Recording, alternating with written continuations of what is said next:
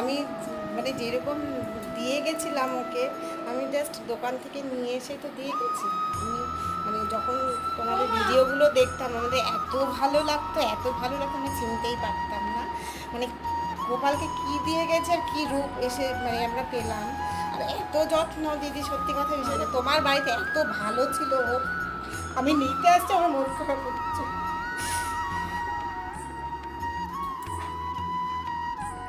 মেয়েকে নিয়ে যাবি? হ্যাঁ, যাবো। ওকে খুব যত্নে রেখো, খুব যত্নে রেখো, নিজের থেকেও বেশি যত্নে রেখো। চেষ্টা করবো দিদি, বাড়িতে তো বেশি। তুমি মন থেকে ভালোবেসো, তাহলেই হবে।